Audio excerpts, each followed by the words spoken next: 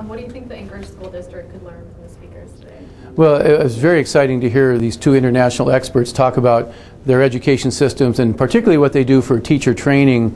And as you heard, they undergo a much more rigorous training discipline in order to become a teacher either in Singapore or in Finland. And I think that's very, very important. They make sure that by the time a teacher gets in the classroom that they, as in Finland, they at least have a master's degree for primary school in education, and in the secondary schools a master's degree in the subjects they're going to be teaching. Plus they spend an awful lot of time in schools as they're going through the learning process to be a teacher. And I think the other thing they do really well too is they encourage in the high school level that teaching is a great profession, that it's something to aspire to as a professional, and then again with the training that goes involved with it, it's a training comparable to those other professions like an engineer or doctor or lawyer, and I think that really establishes a higher level of pride in the teaching profession. So I think we can learn from that.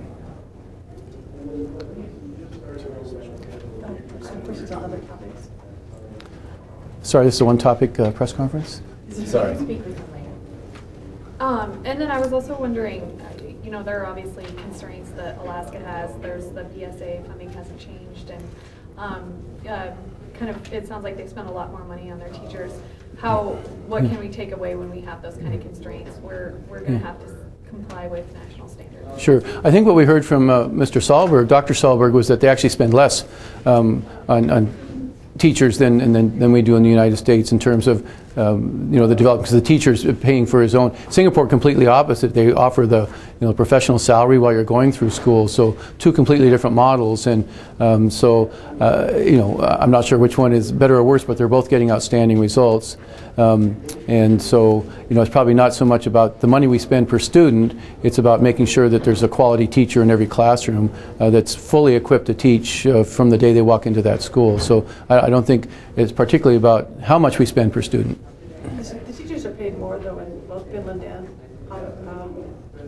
Singapore, right?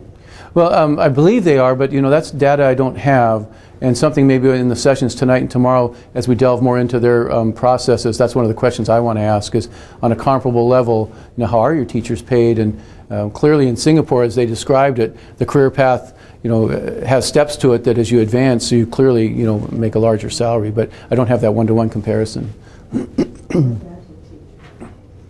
Anybody else? Going once, going twice? Well, thank you for coming out. Thank you. Appreciate it.